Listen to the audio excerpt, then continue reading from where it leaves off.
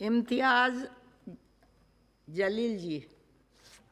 अध्यक्ष महोदय, आज तक हम ये समझते थे कि हेल्थ बजट का मतलब ये होता है कि हेल्थ और फैमिली वेलफेयर के नाम के ऊपर जितने भी हेल्थ की स्कीम चलाई जाती है उसके ऊपर कितना पैसा खर्च किया जाएगा, ये जनरली हेल्थ बजट इसको कहा जाता था। ये हमारी सोच थी।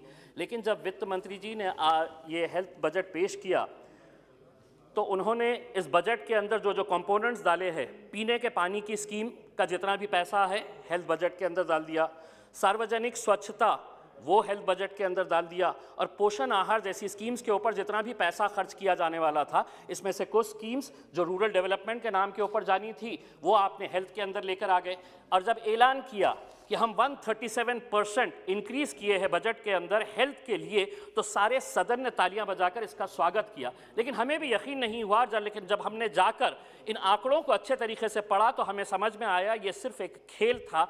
137% जो इंक्रीज किया गया है, आप अलग अलग स्कीम्स को इसके अंदर इंक्लूड अगर कर देंगे और ये कहेंगे कि ये हेल्थ का बजट है, नाम क्या दिया गया, पहले ये हुआ करता था हेल्थ एंड फैमिली वेलफेयर, अब इसको दे दिया गया है हेल्थ एंड वेल बीइंग, यानी कि वेल बीइंग के अंदर आपने पानी भी ला लिए, स्वच्छता भी लेकर आ गए और ये दावा कर दिया है कि हेल्थ का। ये हकीकत है, जितने भी मेंबर्स ने बताया है कि जीडीपी का आज हम सिर्फ महज 1%, 1.5% भी नहीं खर्च कर रहे हैं, जबकि हकीकत ये है कि इस मुल्क को 2.5% से 3% अपना जीडीपी का पैसा जो है वो हेल्थ सेक्टर के ऊपर खर्च करने की जरूरत है। मैं मंत्री जी आपसे एक सवाल करना चाहता हूं। आपके ही डिपार्टमेंट की एक रिपोर्ट है, रूरल हेल्थ स्टैटिस्टिक्स की रिपोर्ट है, जिसमें यह बताया गया है कि महज 10% पब्लिक हेल्थ सेंटर्स जितने भी इस देश के अंदर है, महज 10% जो है वो पब्लिक हेल्थ स्टैंडर्ड्स के हिसाब से काम कर रहे हैं। यानी कि 90% पब्लिक हेल्थ सेंटर्स जो है वहां पर डॉक्टर्स नहीं है, वहां पर नर्सिंग स्टाफ नहीं है। ये आप ही की रिपोर्ट बता रही है। और अगर आपकी रिपोर्ट बता रही है और ये सदस्य ये दावा कर रहे हैं कि नहीं बहुत अच्छा काम हुआ है,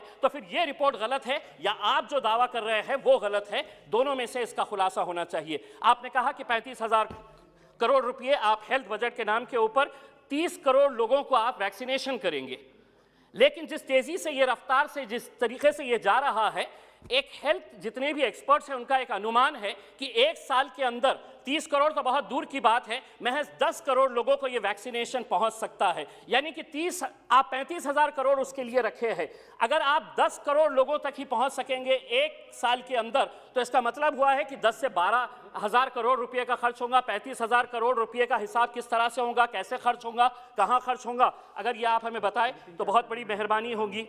हम दूसरी बात ये कहना चाहते हैं कि ये कैसा देश है कि हमारे लोग मर रहे हैं, हम आज वैक्सीनेशन के लिए लोग लाइन में खड़े हैं, लोगों को वैक्सीनेशन चाहिए और आप ये दावा कर रहे हैं करना चाहिए। इस मुल्क की हमारी तहजीब है, हमारी संस्कृति है कि हम दूसरों की भी मदद करना चाहिए। आपने अभी ये कहा है कि हम 72 देशों को अपना वैक्सीन पहुंचा रहे हैं। आप अपने देश के पहले लोगों को वैक्सीनेशन पूरी तरह से दीजिए।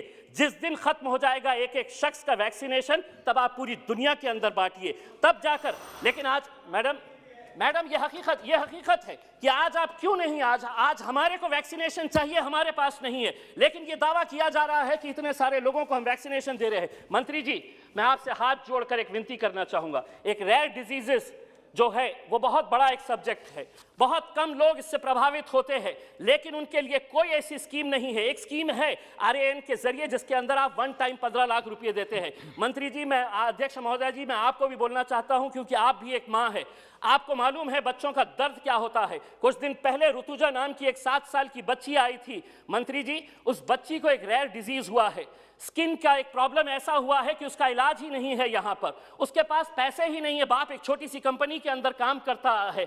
वो बच्ची जब मास्क लगाकर मेरे दफ्तर के अंदर आई और उन्होंने कहा कि मुझे मदद करिएगा, मेरा इलाज कहीं पर भी नहीं हो रहा है करके, वो बच्ची टुकटुकी लगाकर दूसरे लोगों को देख रही थी कि सब लोग तो अच्छे हैं, मैं क्यों ऐसी हूँ। इसके पूरे शरीर के ऊपर एक ऐसी स्किन डिजीज है जिसका कोई इलाज नहीं है, और अगर इलाज वो करवाना भी चाह रहे हैं तो आपने जो रेयर डिजीजेस के लिए जो पैसा देना चाहिए वो पैसा नहीं दिए हैं। अध्यक्ष महोदय जी, मैं मंत्री जी से अनुरोध करूंगा कि उस बच्ची की जान बचा लीजिएगा किसी भी तरह से। हम आपसे यही गुजारिश करते हैं।